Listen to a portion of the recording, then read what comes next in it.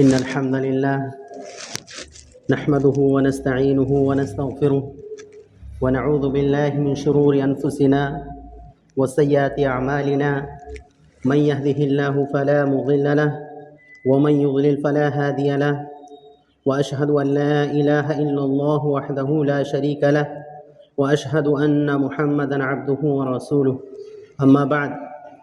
قال الله تبارك وتعالى في القرآن المجيد والفرقان الحميد أعوذ بالله من الشيطان الرجيم بسم الله الرحمن الرحيم يا أيها الذين آمنوا اتقوا الله حق تقاته ولا تموتن إلا وأنتم مسلمون وقال الله تعالى يا أيها الناس اتقوا ربكم الذي خلقكم من نفس واحدة وخلق منها زوجها وبث منهما رجالا كثيرا ونساء واتقوا الله الذي تساءلون به والأرحام إن الله كان عليكم رقيبا يا أيها الذين آمنوا اتقوا الله وقولوا قولا سديدا يصلح لكم أعمالكم ويغفر لكم ذنوبكم ومن يطع الله ورسوله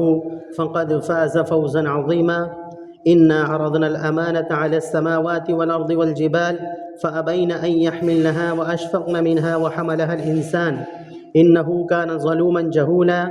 ليعذب الله المنافقين والمنافقات والمشركين والمشركات ويتوب الله على المؤمنين والمؤمنات وكان الله غفورا رحيما أما بعد فإن خير الحديث كتاب الله وخير الهدي هدي محمد صلى الله عليه وسلم وشر الأمور محدثاتها وكل محدثة بدعة وكل بدعة ضلالة وكل ضلالة في النار أو كما قال عليه الصلاة والسلام محترم سامعین کرام، تمام قسم کی تعریفیں اس اللہ رب العالمین کے لیے لائق و زیبا ہیں جو ہمارا خالق، ہمارا مالک اور ہمارا رازق ہے۔ کوئی بھی خطبہ مسلمان کا کوئی بھی چیز جب وہ شروع کرتا ہے تو اللہ رب العالمین کے نام سے شروع ہوتی ہے۔ ہم اللہ رب العالمین کی جتنی بھی تعریف بیان کر سکیں وہ کم ہے، کیونکہ اللہ رب العالمین کی تعریف کا کوئی بندہ حق ادا نہیں کر سکتا ہے۔ یہ اللہ نے پورا جسم ہمیں صحیح سلامت دیا ہے، اگر اللہ تبارک و تعالی ہم سے صرف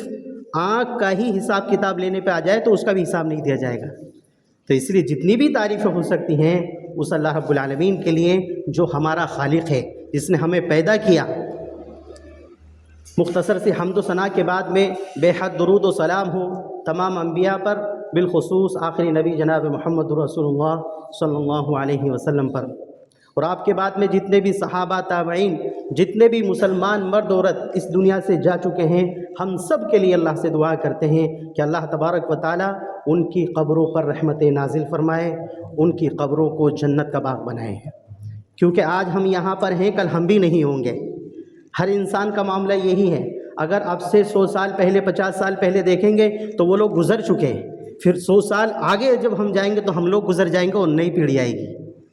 لیکن انسان کی جو چیز ہمیشہ کام آتی ہے وہ اس کے اعمال ہوتے ہیں۔ انسان چلا گیا لیکن اس کے اعمال جو ہیں وہی اس کے کام آئیں گے۔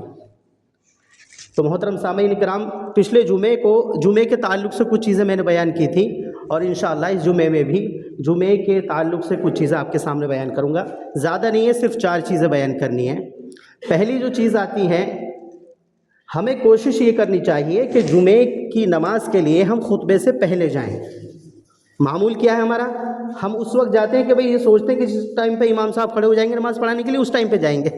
اللہ کے بندو، یہ اللہ کا گھر ہے، یہاں تو صرف بیٹھنا بھی انسان کے گناہوں کو معاف کراتا ہے۔ وہ حدیث ہے نا اللہ کے نبی کی کہ دنیا کے اندر سب سے بہترین جگہ اگر کوئی ہے وہ اللہ کا گھر مسجد ہوتا ہے۔ تو یہاں اللہ کے گھر میں تو ہم لوگ نہیں بیٹھتے ہیں، ہمیں پریشانی ہوتی ہے، لیکن آپ جس کو نبی نے اپنی زبان سے یہ کہا دنیا میں سب سے بری جگہ، سب سے بدتر جگہ بازار ہوتے ہیں، وہاں خوب بھیڑ ہوتی ہے۔ دیکھنے کی بات ہے، جہاں ہمیں ہونا چاہیے وہاں نہیں آتے ہیں، اور جہاں نہیں جانا چاہیے وہاں پر خوب بھیڑ رہتی ہے۔ یہ آج مسلمان کا حال ہے۔ اللہ رب العالمین ہمارے حالات پر رحم فرمائے۔ تو جمعے کے تعلق سے ایک چیز یہ بھی ہے کہ ہمیں حتی الامکان خطبہ شروع ہونے سے پہلے آنے کی کوشش کرنی چاہیے۔ اگر اتفاق سے اگر ہمیں کوئی کام پڑ جائے، کوئی ضرورت پیش آ جائے، تو اگر ہم اس حالت میں مسجد میں آئیں کہ امام صاحب خطبہ دے رہے ہیں، تو اب آپ کے لیے ضروری ہے کہ تحیۃ المسجد ضرور پڑھیں، یعنی 2 رکعت ضرور پڑھیں، کیونکہ تحیۃ المسجد کا جو معاملہ ہے، اللہ کے نبی صلی اللہ علیہ وسلم خطبہ دے رہے ہیں، حدیث میں آتا ہے، بخاری کی حدیث ہے، ایک شخص مسجد میں داخل ہوتا ہے اور آنے کے بعد میں وہ خطبہ سننے کے لیے بیٹھ جاتا ہے۔ اللہ کے نبی سب دیکھ رہے ہیں، وہ اس کی ایکٹیویٹی جتنی بھی ہے، تو اللہ کے نبی صلی اللہ علیہ وسلم کہتے ہیں کہ تم نے نماز پڑھی؟ تو اس نے کہا کہ اللہ کے نبی، میں مسجد میں داخل ہوا، میں نے دیکھا کہ اللہ کے نبی خطبہ دے رہے ہیں، اس وجہ سے میں بیٹھ گیا۔ تو اللہ کے نبی نے دیکھیے کیا کہا، اللہ کے نبی صلی اللہ علیہ وسلم نے فرمایا قم فصلی رکعتین، اے اللہ کے بندے تو جب مسجد میں آیا کر اور کسی وجہ سے تیرا امام خطبہ دے رہا ہوتا ہے تو تجھے چاہیے کہ 2 رکعت پڑھے بغیر نہ بیٹھے، 2 رکعت پڑھے بغیر نہ بیٹھے، یعنی تحیۃ المسجد کی جو 2 رکعت ہوتی ہیں وہ ہمیں ہر حال میں پڑھنی چاہیے، چاہے امام صاحب خطبہ دے رہے ہیں یا خطبہ شروع نہ بھی ہوا ہے تو تحیۃ المسجد کی 2 رکعت ضرور ہمیں پڑھنی چاہیے۔ دوسری چیز آتی ہے جمعے کے دن میں، کیونکہ جمعے کی ایک فضیلت یہ بھی ہے کہ اللہ تبارک و تعالیٰ نے جمعے کی فضیلت میں جمعے میں ایک وقت ایسا رکھا ہے کہ بندہ جو بھی اللہ سے مانگتا ہے اللہ تبارک و تعالیٰ اس کو عطا کرتا ہے۔ دیکھیے حدیث کیا ہے، اللہ کے نبی صلی اللہ علیہ وسلم فرماتے ہیں عبد مسلم وهو قائم يصلي يسأل الله شيئا الا اعطاه اياه، اے اللہ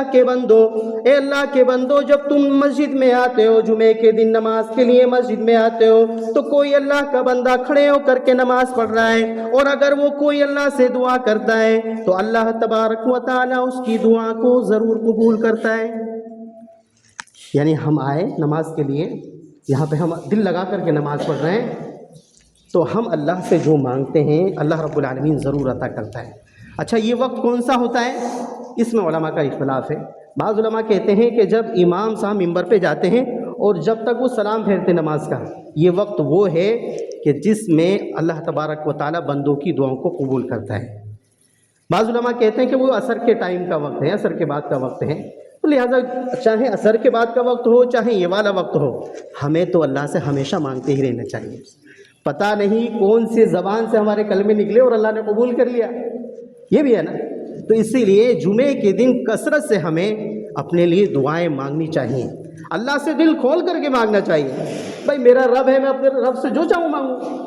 اللہ منع نہیں کرتا کہ مجھ سے یہ چیز مت مانگو وہ چیز مت مانگو، دل کھول کر کے مانگو، اللہ تبارک و تعالیٰ دینے والا ہے، دعا قبول کرنا نہ کرنا یہ اللہ رب العالمین کے ہاتھ میں۔ تو دوسری جو اہم چیز ہے جمعے کے تعلق سے وہ یہ ہے کہ جمعے میں اللہ تبارک و تعالیٰ بندوں کی دعاؤں کو قبول کرتا ہے، اس لیے زیادہ سے زیادہ کثرت سے اپنے لیے دعائیں کرنی چاہیے۔ تیسری جو چیز ہے وہ یہ ہے، جیسے ہم جمعے کی نماز کے لیے آتے ہیں، پہلی بات تو یہ بڑی بدنصیبی ہے کہ بعض مسلمان وہ بھی ہیں جو اپنے آپ کو کہتے تو مسلمان ہیں لیکن جمعہ پڑھنے کی بھی توفیق نہیں ملتی ان لوگوں کو، ایسے ہی گھوم رہے ہوں گے، ایسے ہی مذاق اڑاتے پھر رہے ہوں گے، کبھی کسی کے ساتھ کبھی کسی کے ساتھ، لیکن ان کو اتنی بھی توفیق نہیں ہے کہ بھئی اللہ کے گھر میں چلیں، چلو آؤ نماز پڑھ کر کے آئیں، ایسے بھی لوگ ہیں۔ تو اللہ کے نبی صلی اللہ علیہ وسلم فرماتے ہیں کہ جب تم جمعے کی نماز پڑھ لو، جب جیسے انسان 2 رکعت فرضوں کے ساتھ میں امام صاحب کے ساتھ میں پڑھتا ہے تو جمعے کے بعد میں کتنی رکعتیں پڑھی جائیں؟ اب اس سلسلے میں اللہ کے نبی کی رہنمائی یہ ہے کہ اگر کوئی شخص جمعے کی نماز کے لیے آتا ہے تو جمعے کے بعد میں اس کو چاہیے کہ 4 رکعت سنتیں بھی پڑھے۔ ہم پڑھتے ہیں، امام صاحب نے سلام پھیرتے ہیں باہر بھاگ جاتے ہیں۔ یار مسلمان کا حال دیکھیں آپ، یعنی مسلمان کا حال یہ ہے کہ اس کو 5 منٹ بھی مسجد میں بیٹھنے کا وارہ نہیں ہے، اس کو باہر وہ ادھر بیٹھے گا ادھر بیٹھے گا، گھنٹوں گھنٹوں گزار دے گا، لیکن اللہ کے گھر میں بیٹھنا اس کو پسند نہیں ہے۔ اللہ کے نبی دیکھیے کیا فرماتے ہیں، من کان منکم مصلیا بعد الجمعۃ فلیصلی رابعا،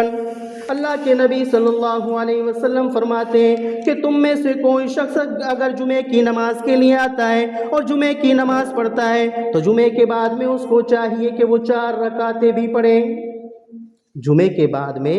4 رکعت پڑھنا یہ سنت ہے۔ اللہ کے نبی پڑھتے تھے، صحابہ اکرام پڑھتے تھے، اور ہمارا حال کیا ہے؟ ارے 2 رکعت ہو گئی نا جمعے کی، بس بات ختم،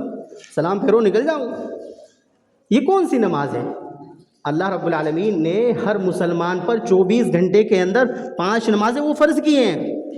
مسلمان سمجھ رہا ہے کہ جمعے کی فرض ہے، بس جمعے کی بھی وہ 2 رکعت صرف۔ یہ آج ہمارا حال ہے مسلمانوں کا۔ اللہ رب العالمین ہمارے حالات پر رحم فرمائے